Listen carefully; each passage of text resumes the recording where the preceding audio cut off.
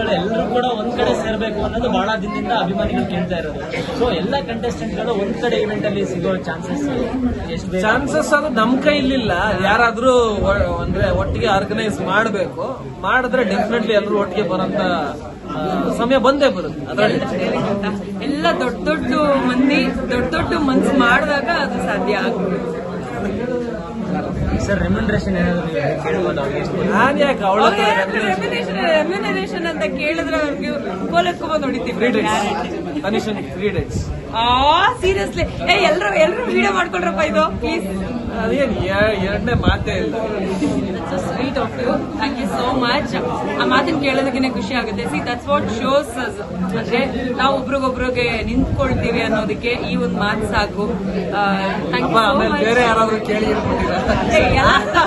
ಎಲ್ಲರೂ ತನಿಷ ಆಗಕ್ಕಾಗಲ್ಲ ಅಲ್ವಾ? ತನಿಷನ್ಗೆ 3 days ಅಂತ ಹೇಳಿದ್ದಾರೆ. ಸೊ ಎಲ್ಲರೂ ಪ್ಲೀಸ್ ಮಾರ್ಕ್ ದಿಸ್ ಸೆಂಟೆನ್ಸ್. ಅದಾದ್ಮೇಲೆ ಪ್ರಾಜೆಕ್ಟ್ ಡಿಸ್ಕಷನ್ ಅಂತೂ ನಡೀತಾ ಇದೆ. ಇದರಲ್ಲಿ ಇನ್ನೊಂದಷ್ಟು ಜನ ಬಿಗ್ ಬಾಸ್ ಅಲ್ಲಿ ಇದ್ದವ್ರನ್ನ ಇನ್ವಾಲ್ವ್ ಮಾಡಬೇಕು ಅಂತ ನನಗೂ ಆಸೆ ಇದೆ. If the character suits and ಅವರು ಕೂಡ ಒಪ್ಕೊಂಡ್ರೆ ಖಂಡಿತವಾಗ್ಲೂ ಅವ್ರನ್ನು ಇನ್ವಾಲ್ವ್ ಮಾಡ್ಕೊಳ್ಳುವಂತ ಸಾಧ್ಯತೆ ಇದೆ.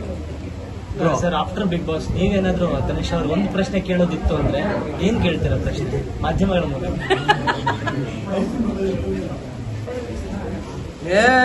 ಹೆಂಗ್ ಹೇಳಿ, ಏನು ಪ್ರಶ್ನೆನೂ ಇಲ್ಲ, ಉತ್ತರನೂ ಇಲ್ಲ. ಹೆಂಗಿದಾಳೆ ಹಂಗೆ ಇದ್ರೆ ಸೂಪರ್. ಏನು ಮನ್ಸಲ್ಲಿ ಏನು ಫಿಲ್ಟರ್ ಇಲ್ಲ. ಏನ್ ಅನ್ಸುತ್ತೆ ಅದನ್ನ ನೇರವಾಗಿ ಹೇಳ್ತಾರೆ. ತಂಗಿಗೂ ಹೃದಯಕ್ಕೂ ಯಾವುದೇ ಒಂದು ಮಿಸ್ಕನೆಕ್ಷನ್ ಆಗೋದಿಲ್ಲ, ಏನಿಲ್ಲ. ಅನ್ಸಿದ್ದು ಹೇಳ್ಬೇಕು. ಯಾರೇ ಆದ್ರೂ ಹಂಗೆ ಹೇಳಿದ್ರೆ ಜನಕ್ಕೆ ತುಂಬಾ ಇಷ್ಟ ಆಗುತ್ತೆ, ತುಂಬಾ ಪ್ರೀತಿ ಕೊಡ್ತಾರೆ. ಅದೇ ರೀತಿ ಅವಳಿಗೆ ಎಲ್ಲೋದ್ರೂ ಬೆಂಕಿ ಬೆಂಕಿ ಅಂತಾನೆ ಕರೀತಾರೆ.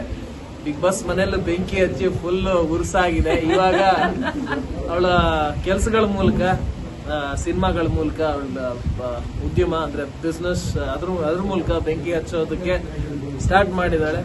Letter get succeed in all her endeavours ಅಂತ ಹೇಳೋದಕ್ಕೆ ಇಷ್ಟಪಡ್ತೀನಿ. ನಿಮ್ಗೆ ಏನಾದ್ರು ಪ್ರಶ್ನೆ ಕೇಳೋದಿದ್ರೆ ಅವ್ರಿಗೆ? ಅವನ್ಗ ನಿಜ ಹೇಳು, ನೀನ್ ಯಾಕೆ ನನ್ನ ನಾಮಿನೇಟ್ ಮಾಡ್ದೆ?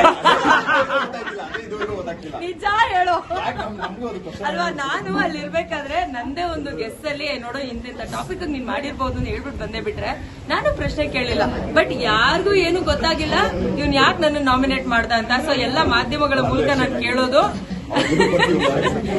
ನೀನ್ ನಿಜ ಹೇಳು ಯಾಕೆ ನನ್ನ ನಾಮಿನೇಟ್ ಮಾಡಿದೆ ಅಂತ.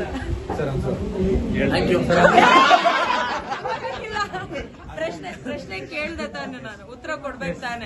ಎಸ್, ಕೆಲವೊಂದು ಪ್ರಶ್ನೆಗಳಿಗೆ ಉತ್ತರ ಕೊಡದೆ ಇದ್ರೆ ಹಂಗೆ ಅದೇ ಸರಿ. ಮಚ್ಚ ನೀನ್ ಪರ್ಸನಲ್ ಆಗಿ ಕೊಡ್ತೀನಿ ಮೀಡಿಯಾ ಮುಂದೆ ಯಾಕೆ? ಆದ್ರೂ ನೀನ್ ಅದು ಅವಾಗ ಆಗ್ಬೇಕಾಗಿತ್ತು, ಅದಾಯ್ತು.